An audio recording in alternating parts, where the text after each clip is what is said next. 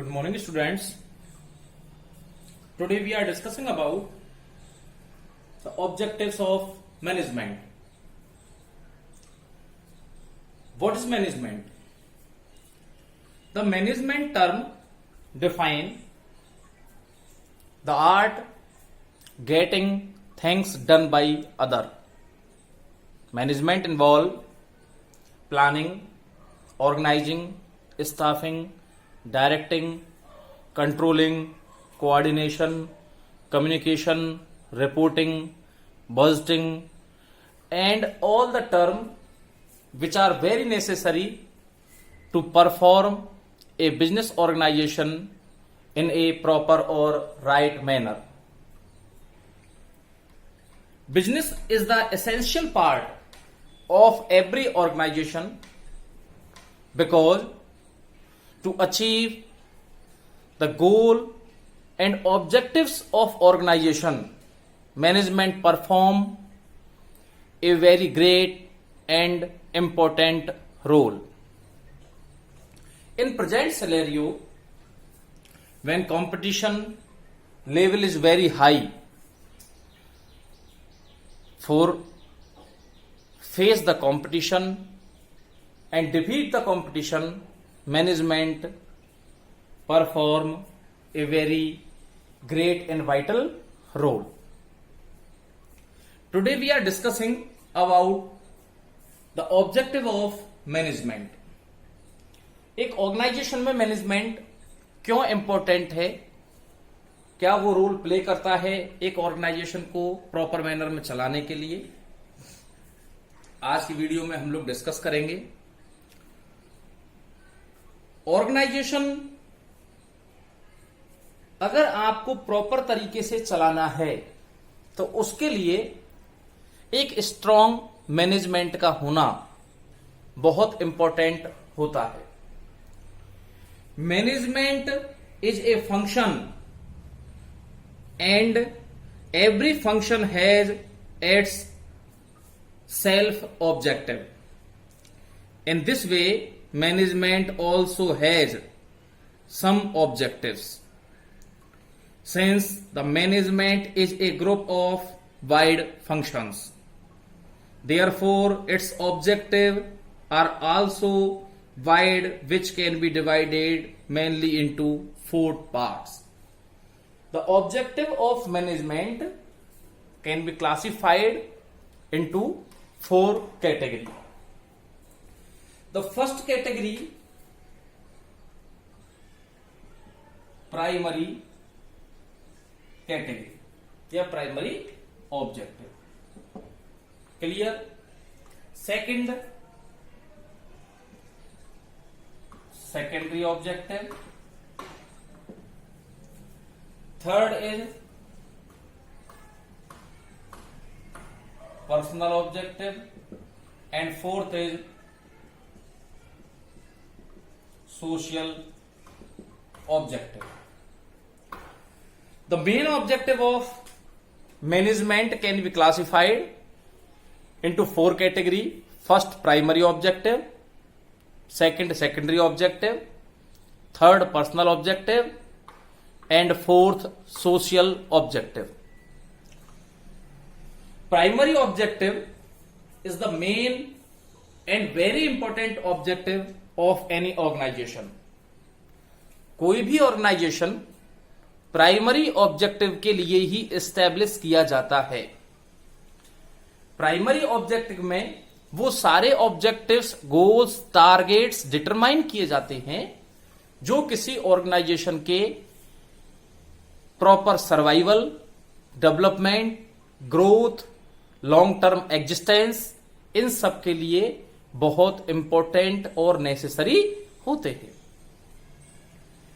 कुछ राइटर्स ने माना है कि प्राइमरी ऑब्जेक्टिव ही ऑर्गेनाइजेशन के मेन ऑब्जेक्टिव नहीं है, इसलिए उनके ओपिनियंस के अकॉर्डिंग, उनके मतों के अकॉर्डिंग एक मैनेजमेंट के और बहुत सारे ऑब्जेक्टिव बिजनेस के अलावा भी सेकेंडरी ऑब्जेक्टिव के रूप में, पर्सनल ऑब्जेक्टिव के रूप में और सोशल ऑब्जेक्टिव के रूप में डिफाइन किए गए हैं.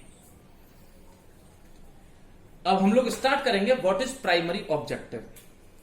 The primary objective of the management is to satisfy the aspiration of various stakeholders related to an organization so that the organization can achieve its objectives for which it has been established.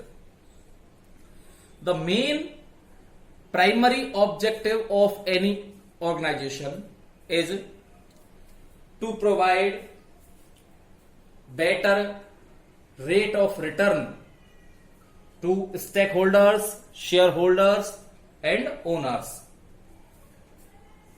देखिए, अब हम लोग primary objectives को explain कर रहे हैं एक एक point. Primary objectives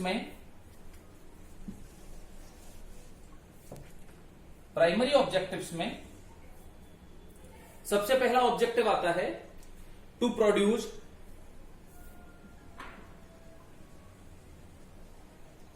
goods and services at lowest cost। सबसे पहला ऑब्जेक्टिव क्या है कि एक ऑर्गेनाइजेशन ऐसी टेक्निक्स का यूज करे जिससे कि वो गुड्स एंड सर्विसेज को लोअर से lower optimum cost per generate कर सके, प्रोड्यूस कर सके। ऐसा क्यों जरूरी है? क्योंकि इससे ऑर्गेनाइजेशन के प्रॉफिट इंक्रीज होंगे। भाई कॉस्ट कम होगी तो ऑर्गेनाइजेशन की सेविंग्स बढ़ेंगी और ऑटोमेटिकली ऑर्गेनाइजेशन के प्रॉफिट इंक्रीज होंगे। प्रॉफिट किसी ऑर्गेनाइजेशन की इंपॉर्टेंट थिंग है। इट मीन्स जब प्रॉफिट इंक्रीज होते हैं तो ऑर्गेनाइजेशन के लॉन्ग टर्म एग्जिस्टेंस के जो संभावना या पॉसिबिलिटीज हैं वो लंबे समय तक बने रहते हैं या बनी रहती हैं। क्लियर? दूसरा पॉइंट आता है to distribution of goods and services at reasonable price. It is very important part of an organisation कि आप ऑर्गेनाइजेशन ने जो गुड्स एंड सर्विसेज प्रोड्यूस किए हैं उनको प्रॉपर और रीजनेबल प्राइस पर सोसाइटी तक पहुंचाएं, कस्टमर तक पहुंचाएं। जो कस्टमर टारगेट कस्टमर है उस तक वो गुड्स एंड सर्विसेज पहुंचाए जाएं। इसके बाद थर्ड पॉइंट आता है proper salary and wages for the workers. It is very important to provide proper salary and wages for the workers. इसको यह भी कहा जा सकता है कि आपके ऑर्गेनाइजेशन में जो लोग काम कर रहे हैं उन लोगों को प्रॉपर रेम्यूनरेशन प्रोवाइड कराया जाए। इसके पीछे मेन इंपॉर्टेंट जो रीजन है वो ये है कि यदि आपके यहां काम करने वाले employees, workers, labour fully satisfied है तो ऐसी कंडीशन में वो आपके लिए लॉयल होंगे।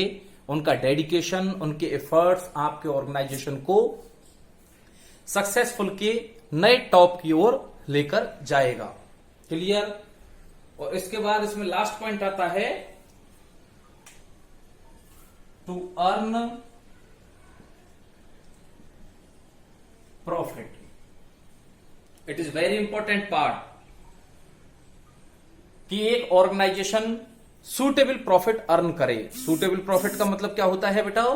कि कम से कम इतना प्रॉफिट तो अर्न किया ही जाए जिससे कि ऑर्गेनाइजेशन के लॉन्ग टर्म एग्जिस्टेंस को बनाए रखा जा सके।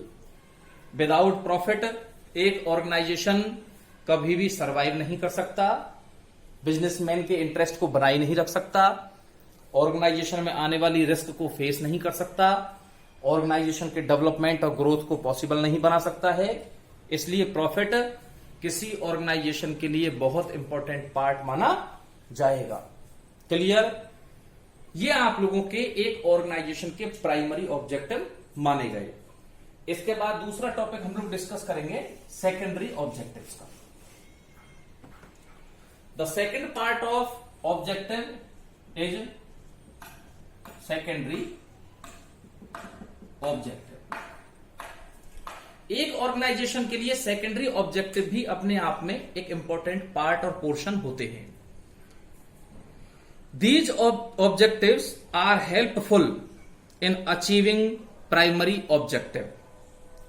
Supporting objective are related to the internal work system of an organization, so that efficiency can be achieved in work performance. Secondary objective of organization include various types of objectives such as first point आता है proper use of resources. Society ने जो resources एक organisation को provide कराए हैं, उन resources का प्रॉपर यूज करना क्या कहलाता है? उन रिसोर्सेज का प्रॉपर यूज करना ही सेकेंडरी ऑब्जेक्टिव में इंक्लूड किया जाता है। सेकंड पॉइंट आता है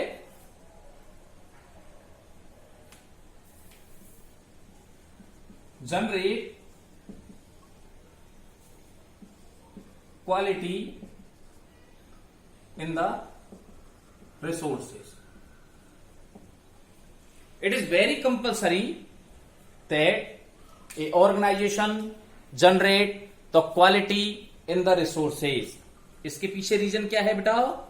कि जैसे जैसे रिसोर्सेज की क्वालिटी इंक्रीज होगी, वैसे वैसे एक ऑर्गेनाइजेशन अपने प्रोडक्शन में इफिशियंसी अचीव करेगा, कम कॉस्ट पर ज्यादा प्रोडक्शन पॉसिबल कर पाएगा, प्रॉफिट की जो पॉसिबिलिटीज हैं वो भी तेज गति से क्या होंगी बेटा?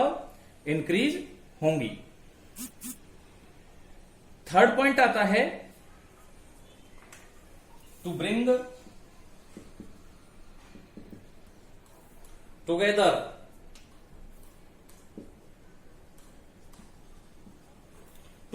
टुगेदर दीज रिसोर्सेज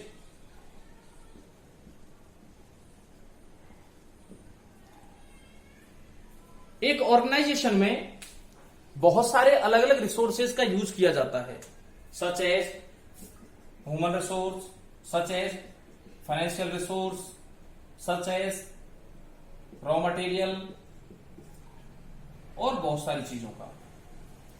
अब ये बहुत जरूरी है कि आप अपने ऑर्गेनाइजेशन में जितने रिसोर्सेज का यूज कर रहे हैं उनको इस तरीके से मैनेज करें, उनको इस तरीके से यूज करें कि उनसे आपको हायर क्वालिटी प्रोडक्ट्स मिल सकें लोअर कॉस्ट पर। क्लियर? जितनी अच्छी तरीके से आप रिसोर्सेज का यूज करेंगे उतने ही अच्छी तरीके से आपको बेटर रिजल्ट आपके ऑर्गेनाइजेशन में प्राप्त होंगे। अब तीसरा पॉइंट आता है पर्सनल ऑब्जेक्टिव।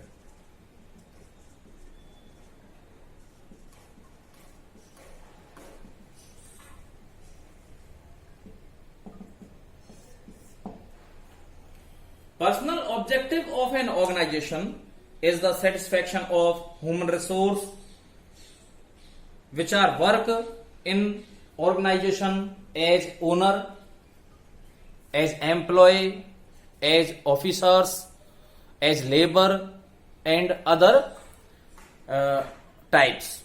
एक ऑर्गेनाइजेशन में जो बहुत सारी लेबर, एम्प्लॉइज, वर्कर्स और जो बहुत सारे इन्वेस्टर्स हैं और बहुत सारे ओनर्स हैं, बोर्ड ऑफ डायरेक्टर्स हैं, उन सभी को पर्सनल ऑब्जेक्टिव में शामिल किया गया है। इट मीन्स उन सभी को उनके कामों का, उनके इन्वेस्टमेंट का, उनके डेडिकेशन का, उनके एफर्ट्स का प्रॉपर रेम्यूनरेशन प्रोवाइड कराया जाए, प्रॉपर मेहनताना प्रोवाइड कराया जाए, ये पर्सनल ऑब्जेक्टिव में इंक्लूड किया गया है। पर्सनल ऑब्जेक्टिव में बहुत सारी चीजों को ऐड किया जाता है, जैसे to ensure satisfaction of investors.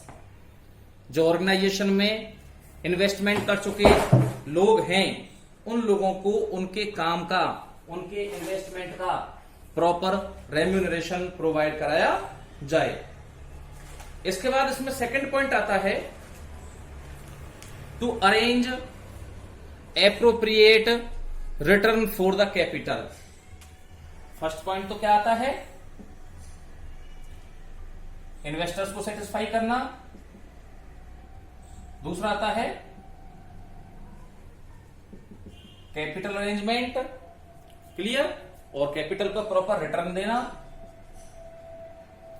Third point आता है टू प्रोवाइड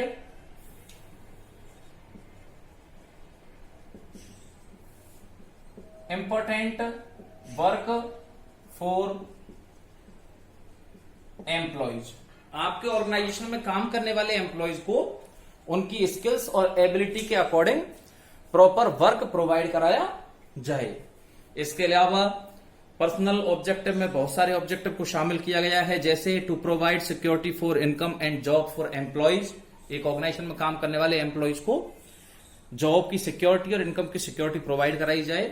इसके अलावा to provide proper working condition for employees. एक ऑर्गेनाइजेशन में काम करने वाले एम्प्लॉयज के लिए proper medical facility, proper hygienes, proper food, insurance, transportation और बहुत सारी फैसिलिटीज प्रोवाइड कराई जाएं, जिससे ऑर्गेनाइजेशन में वो अपना 100% डेडिकेशन प्रोवाइड कर सके।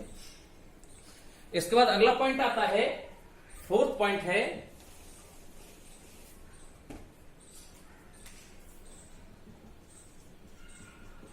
Social objective. Social objective include करता है the organisation receive its resources from society